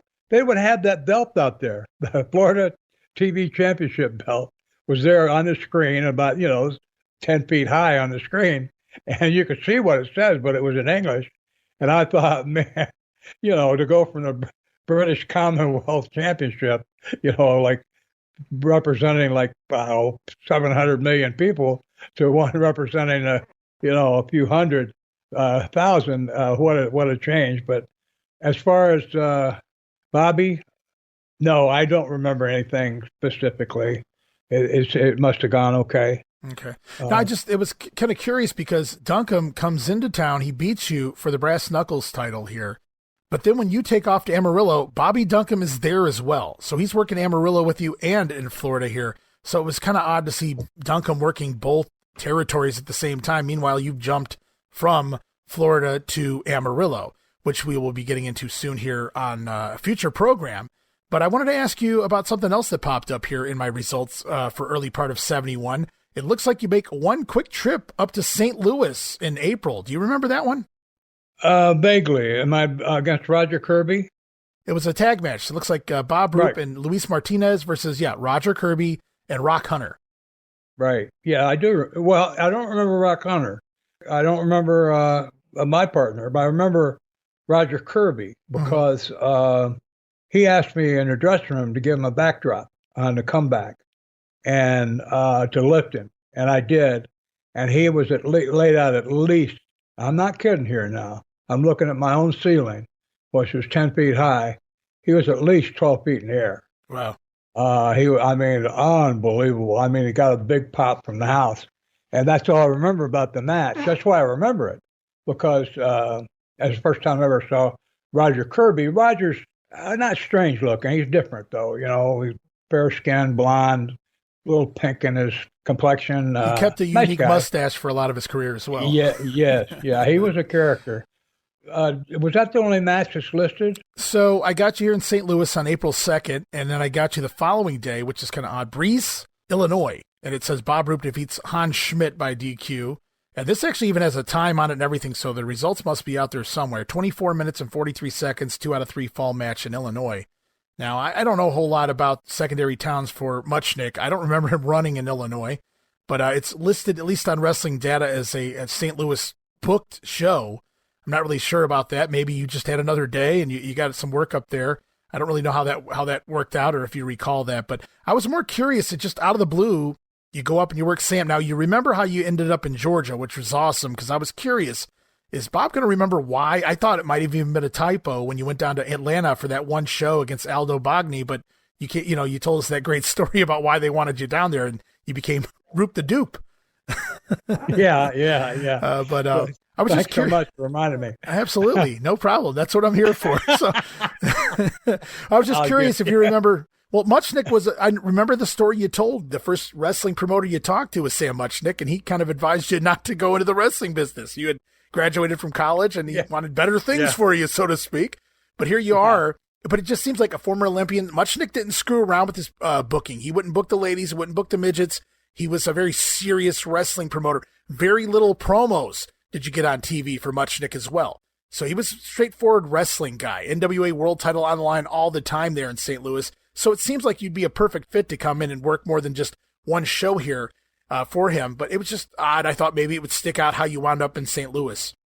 I'm just become positive, running all the possibilities through my mind, that this was preliminary work towards putting me into the salad made up of Dory Funk Jr., Jack Briscoe, Terry Funk, and Harley Race. The way those guys all became champion was that Bob Geigel, Dory Funk Sr., and Eddie Graham had a threesome, and I think they must have had some other backers too. But they had those three guys that were a block. They were a triumvirate. The three of them were together as a group, and they were back. They got to think about it. Their champions were the guys that were champions for like 10 years. Was Dory Jr., Harley, Jack, and Terry. I'm not sure if it was 10 years, but it's been a long time. The champions were picked at the promoters get together in Las Vegas. They would determine who. Obviously, those guys had sway. And Graham at the time, he was an alcoholic, but he'd been dry off the bottle or on the wagon for years and years. He was sharp. He was like one of the sharpest promoters in terms of strategy and conniving and conning and all that of all the guys around. Well, those are good qualities to be a promoter. Well, if you're going to be in a wrestling business, you're darn right. So maybe if you're promoting peace on earth, maybe you're not the best. But thinking about it, because your question got me thinking, why would they send me there? They did it twice. He also took me to Madison Square Garden 3 times. Yeah. So I'm thinking, why would he do that? Well, giving me an intro, or them an intro to me and me an intro to them. I'm now the TV in Florida went into New York, so people had seen me. I mean, it was some kind of little sister station. It wasn't like a major mover in New York City, but it went in there, so some people would have seen me. I don't know. I don't have any idea about St. Louis. I don't know if our TV and Florida TV went in there at all, but I think that was it. I think the idea was to get me, Eddie at the time, it ties into what we've been talking about all evening or all session, was about them developing me and trying to make me, I think that Eddie felt like he had me locked in. I was going to be loyal to him and that he was going to be able to have me like he had Jack. I mean, right. In spite of all the things we'll get into that he did to Jack, that he had Jack. And Dory Sr., of course, had his sons. He protected them. I mean, they didn't get screwed around like Jack did. And Harley was a hard case. He didn't get screwed around much either. He had ways. I would imagine not. Well, he had ways that he could deal with things. Harley was a really very smart guy. So I think that they were working me into the mix for like maybe 7-8 years down the road. It's peculiar you said that, because in April you go to St. Louis, and then May and June, back-to-back months, you wind up at Madison Square Garden working for Vince Sr. Wow. I didn't realize they were that close together. Yeah, so there's something clearly going on here. You're making the rounds, your name's getting out there. you're working undercard matches as you should be. Nobody knows who you are up in New York. You're not even working the TV programs, but you're there. You're being showcased in New York City at the Garden, right? And that's Right. like the Mecca, right? That's the place to say that you've worked. And you go over both times against Manuel Soto one of the times, and then Aka Manuka, kind of an odd case as far as his history in the business goes. But you appear there 2 months in a row at the Garden, and you go over both times by, I'm assuming, pinfall, maybe submission, but you're scoring wins, and you're not even returning. So that says a lot about maybe some plans, like you said, for the future. Get your name out there. That way, even if you don't return for another year, oh, I remember that guy. Yeah, he was here. Yeah. Well, again, it was a way to see. Well, and to see, would I get over? Was the match, whatever I did, was it well received? It seemed to work. Was I capable? Did the fans respond? Or, in other words, it's like a tryout. Yeah. But I think that was the motive. Because why would you go to the expense of, I don't know, Vince McMahon Sr. paid my trans up there, or if Eddie paid it. I don't know, Eddie Graham. So, he had to fly me to New York. Well, Graham went with me. So that's telling, isn't it? Graham went too, even though on one of the cards, I think he worked because he'd been a major player up there sometime in his career. Yeah, him and Jerry. So he went up there with me, and I think there's something to be said for that. It's like he's my patron, I'm his protege or something like that. And again, having your own pet chimpanzee who happens to be an Olympian, it gives you credibility to be able to have an Olympian who, although is not a stooge, is not lighting your cigarettes and laying down carpets for you to walk on, is obviously someone who's in your camp. You have him as part of your employers, and so or employees. So I think that's what was going on. I gotta go back to a second though. You remember the meat chopping special with Okuma in Japan? Right. Is it Hans Schroeder? Hans his Schmidt. name? Hans Schmidt. Hans Schmidt. Are you familiar with him at all? Yeah. Are you aware that he's a meat chopper? I don't know a whole lot about as far as his technique, if you will. Now, I have to admit that he did break up the punching. He threw in a lot of kicks. But then he went back to punching. Then he went back to kicks. Then he went back to punching. Then he went back to kicks. Sounds like a New York-based wrestler. 23 minutes of meat chopping. Oh, my God, what a nightmare. There's about 20 people in the audience. It's a little high school gym or something. I'm out there with this guy and he's not very friendly. I don't think he enjoyed working with me.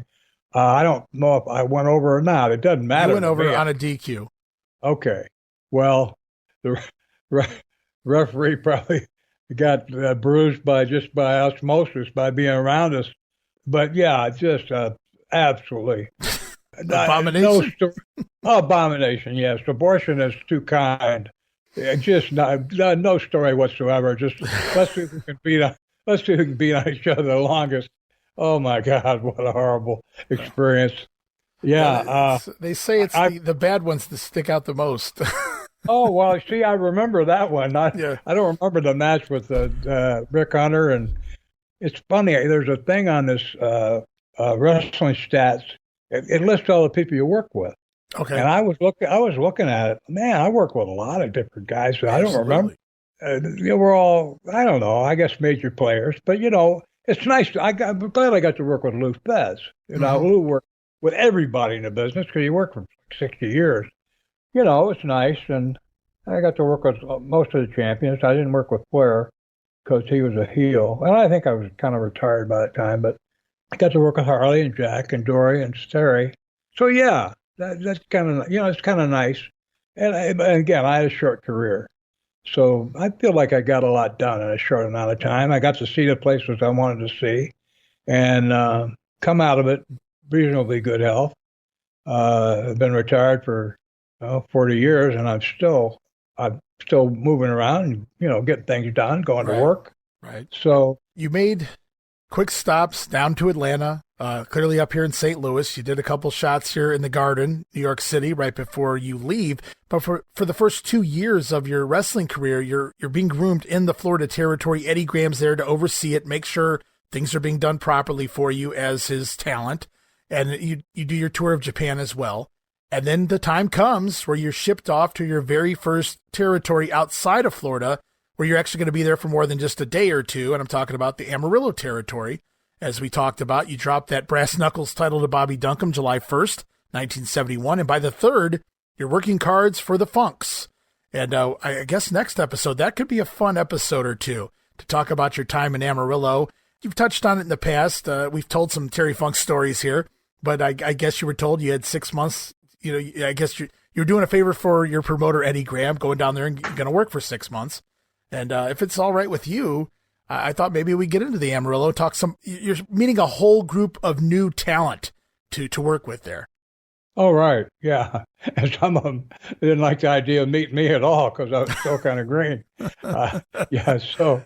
Old hands like Ricky Romero and Alex Perez and guys that, I'm fortunate though. I met Karl Kox when I was there, and Karl was one of the best. Good guy, good friend, loyal, decent, stand-up guy, and what a character. He had every carny move, everything, all the carny out of his head. I've heard the comedy bits he would do that some of the promoters didn't care for. He would purposely wear white trunks and stick a candy bar down the back of his pants so that once he got to sweating and scooting around the ring, he was just entertaining himself, I guess.